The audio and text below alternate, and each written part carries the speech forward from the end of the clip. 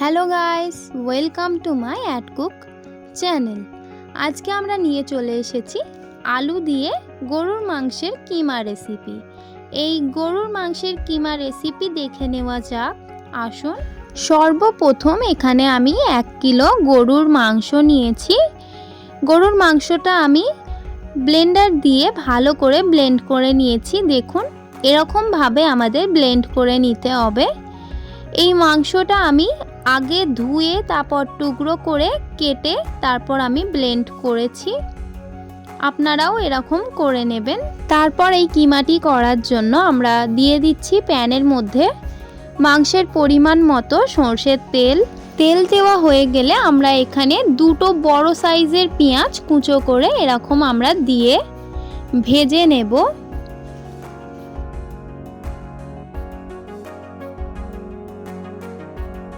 অল্প কিছু সময় ভাজা হয়ে গেলে আমি এখানে 1 পিস কাঁচা লঙ্কা দিয়ে দিচ্ছি। কাঁচা লঙ্কার স্বাদটা হওয়ার জন্য ভালোভাবে এবার আমরা পেঁয়াজ এবং কাঁচা লঙ্কাকে ব্রাউনভাবে ভেজে নেব।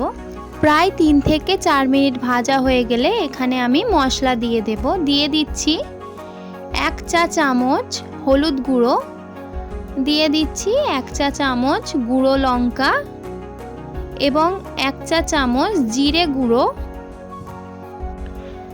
এখানে আমি 1.5 চামচ আদা রসুনের পেস্ট দিয়ে দিচ্ছি।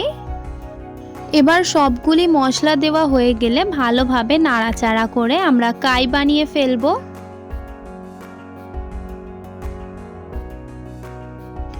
কাইটা থেকে অল্প অল্প একটু তেল বেরিয়ে আসলে আমি টমেটোগুলো দিয়ে দিচ্ছি। এখানে আমি একটা বড় সাইজের টমেটো দিয়েছি। এবার আমরা নাড়াচাড়া করে কায়ের সাথে টমেটোটাকে মিশিয়ে নেব।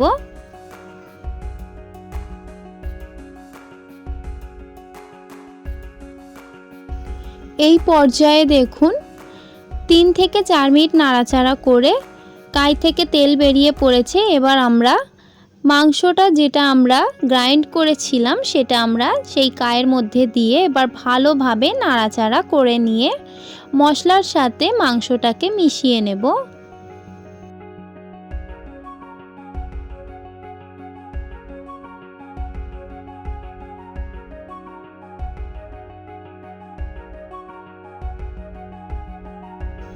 এখানে আমি ভালোভাবে নাড়াচাড়া করে মিশিয়ে নিয়েছি।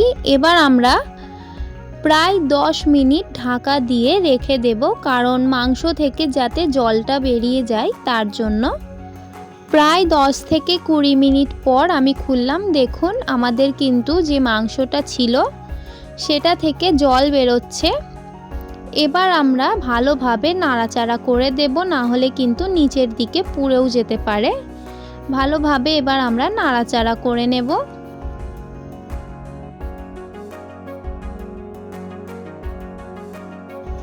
আমাদের কিমা করতে গেলে কিন্তু ভালোভাবে কষিয়ে নিতে হয়। মাংস না কষালে কিমা কিন্তু ভালো হবে না টেস্টে। এবার আমরা আবারও ঢাকা দিয়ে কিমাটাকে সিদ্ধ হওয়ার জন্য প্রায় 5 থেকে 10 মিনিট ঢাকা দিয়ে রাখব। 5 থেকে 10 মিনিট পর আমি কিমাটাকে খুললাম। দেখুন, আমাদের কিন্তু অনেকটা পরিমাণেই জল বেরিয়ে আসছে। আমি অল্প কোনো জল দিইনি এক্সট্রা করে। এই জলগুলো দিয়েই আমাদের সিদ্ধ হবে। ভালোভাবে নাড়াচাড়া করে দিতে হবে।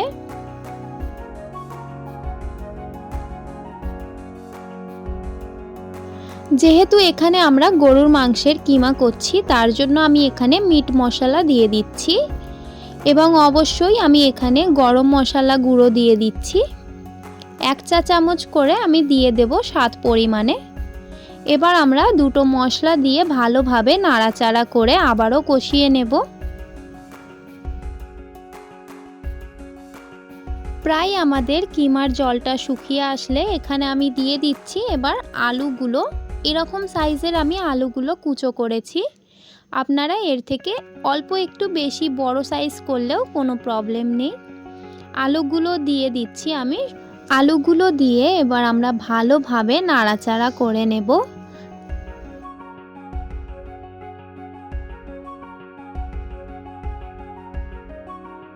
কষাতে কষাতে যখন শুকিয়ে আসবে তখন আমরা অল্প একটু জল দিয়ে আবারও নাড়াচাড়া করে কষিয়ে নেব।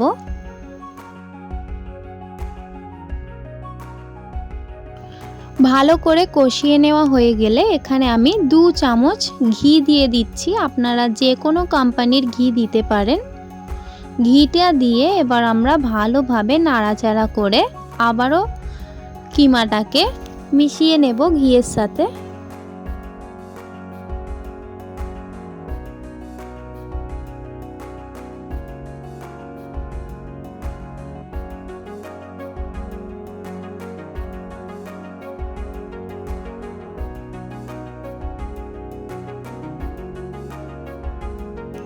ঘিটা দেওয়ার পর প্রায় আমি এখানে 30 মিনিট নাড়াচাড়া করে কষিয়ে নিয়েছি। এই পর্যায়ে আমরা এবার পরিমাণ মতো জল ঢেলে ফুটাতে দেব। এখানে আমি জল ঢেলে দিচ্ছি। জল ঢেলে দেওয়ার পরে আমি এটা প্রায় ফোটাতে দেব। জল ঢেলে দেওয়ার পর এখানে আমি ঢাকনা দিয়ে দিয়েছি। এবার আমরা 30 মিনিট ফুটিয়ে নেব যতক্ষণ না জলটা আমাদের শুকিয়ে যাচ্ছে। 30 মিনিট পর প্রায় আমি খুললাম।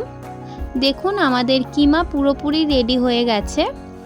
যদি আপনাদের এই ভিডিওটা ভালো লেগে থাকে তাহলে অবশ্যই লাইক, শেয়ার এন্ড সাবস্ক্রাইব করে দেবেন। যদি আপনি এই চ্যানেলে নতুন হয়ে থাকেন তাহলে চ্যানেলটিকে সাবস্ক্রাইব করে পাশে থাকবেন। দেখা হবে নেক্সট ভিডিওতে। আজকের এই ভিডিওটা দেখার জন্য অনেক অনেক ধন্যবাদ।